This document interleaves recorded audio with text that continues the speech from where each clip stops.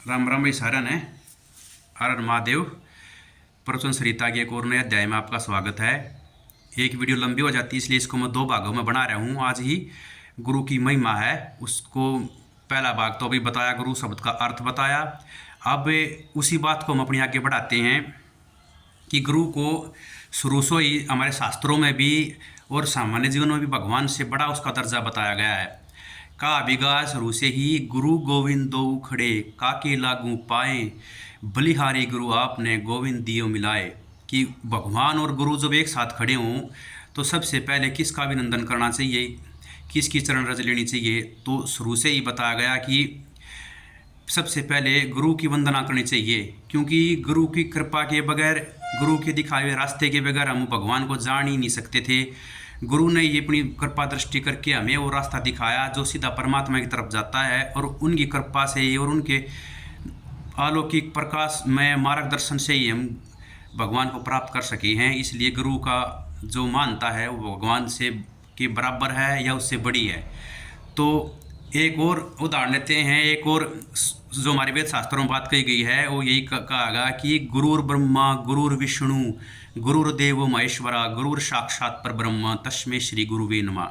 कि जैसे ब्रह्मा विष्णु महेश, जो भगवान ने अपने आप को तीन रूपों में विभाजित कर रखा है कि जो विष्णु भगवान वो जगत के पालन करता है, ब्रह्मा है जो वो जगत के सृष्टि के रचयिता हैं, वो नवजीवन का सृजन करते हैं, और भगवान शिव हैं जो आदि अनंत हैं, वो संहार का कार्य करते हैं। उनके बराबर या उनसे बड़ा ही, उनसे श्रेष्ठ इस जो श्लोक में है वो गुरु को बताया गया है। क्योंकि फिर बार बार वही कह रहा हूँ मैं, गुरु ही है जिसने हमें ये बताया था कि परमात्मा की तरफ कौन सा रास्ता चलता है। तो और गुरु के ही अलौकिक प्रकाश में इस मार्ग से हमने भगवान को प्राप्त कर दिया है। तो इसलिए गुरु से श्रेष्ठ कोई नहीं है, गुरु सबसे बड़ा है। अगर हम गुरु की जो महिमा उसने समझेंगे और उसके बचाए हुए रास्ते पर निस्वार्थ भाव से, और सबसे पहले है समर्पण होना ज़रूरी है। समर्पण का अर्थ क्या है, जैसे कि शुरू में गुरु हमने पढ़ा करते कैसे कबूतरों है, तो हमारा के समर्पण था, हमने कैसे कबूतर मान लिया। नो किसी ने उठ के यह बात नहीं कही होगी कैसे कबूतर ही क्यों होता है। क्यों हम शुरू से यह बात समझ रहे हैं कि जो गुरु का रहा है वो उचित ही होगा, वो सर्वोचित है। तो यो आज के टाइम भी जीवन में यो लागू हो भाई, जब तक समर्पण की भावना ना होगी, उस संशय रहेगा, मतलब डाउट रहेगा कि हमारा रास्ता ठीक है या गलत है, जब तक आप उस पर चल कर कहीं पहुँच ही नहीं सकते। तो सबसे पहले एक अपने विवेक का प्रयोग करके एक अच्छे और श्रेष्ठ गुरु की पहचान करना है, और उसके बाद उसके बताए हुए रास्ते पर चलना और उस पर अग्रसर होना ही सबसे महत्वपूर्ण है। वही परमात्मा की तरफ जाएगा। तो गुरु की महिमा को समझने के लिए, वैसे तो गुरु की महिमा इतनी अथाह है, विशाल है कि मैं सारी ज़िंदगी भी बोलता रहूँगा तो उसका बखान मैं कर नहीं पाऊँगा। तो लेकिन मोटा मोटा उसको एक समझने के लिए मैं एक भजन का भी सहारा लेता हूँ। आपसे अनुरोध है कि उसकी एक एक बात को आप ध्यानपूर्वक सावधान होकर सुने, कि उसमें एक एक शब्द जो कहा गया है उसका क्या मतलब लिखा है। जैसे परमात्मा चराचर में व्याप्त है, हर जगह फैला हुआ है, वैसे ही इस भजन में गुरु को भी चराचर में व्याप्त और हर जगह फैला हुआ बताया गया है। और उसकी श्रेष्ठता परमात्मा के बराबर समकक्ष रखा गया गुरु को। किस गुरु को?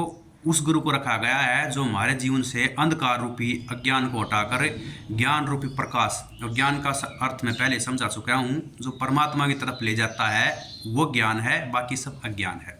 तो भाई ध्यानपूर्वक सुने। तुम बिन कौन सहारा सतगुरु, तुम बिन कौन सहारा हो, तुम बिन कौन सहारा सतगुरु, तुम बिन कौन सहारा।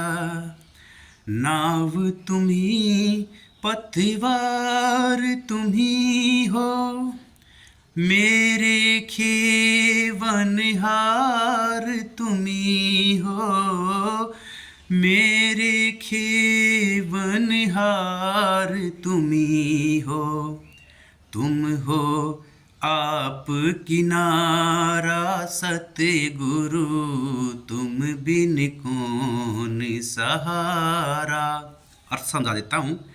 जैसे भगवान को कण कण में व्यक्त बताया गया है, वैसे इस पंक्ति में कहा गया है कि नाव भी आप ही हो जो मैं मुझे भव सागर से पार उतारेगी, और उस नाव को जिससे खिया जाता है वो पतवार भी आप हो, और जिस परमात्मा को मुझे प्राप्त करना है अर्थात जो किनारा है वो किनारा और परमात्मा भी हे गुरुदेव आप ही हो।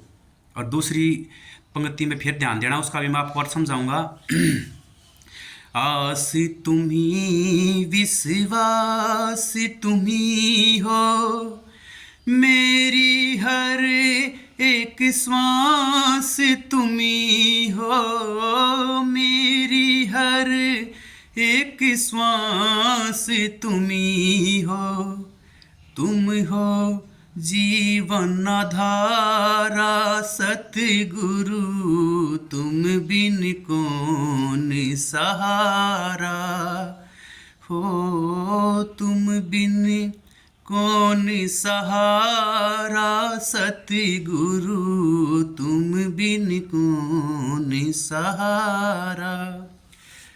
इस पंक्ति में ये बताया गया है कि श्रेष्ठ गुरु के अलावा इस सृष्टि में कोई भी सहारा ऐसा नहीं है, कोई माध्यम ऐसा नहीं है जो हमें परमात्मा की तरफ ले जाए, अच्छे बुरे का बोध करा दे, ज्ञान और अज्ञान में डिफरेंस समझा दे, इनमें क्या क्या फ़र्क है वो समझा दे।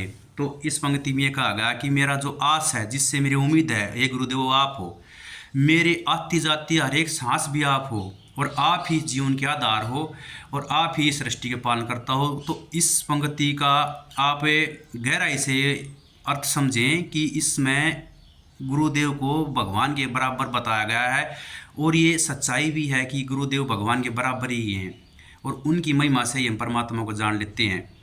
तो भाई वही फिर कई भाई शिकायत कर रहे हैं कि वीडियो ज़्यादा लंबी हो जाए, लेकिन भाई जो विषय है वो ये सारे गंभीर हैं, ये जीवन मूल्य पर आधारित हैं, इसको समझाने में इतना तो समय देख लगेगा।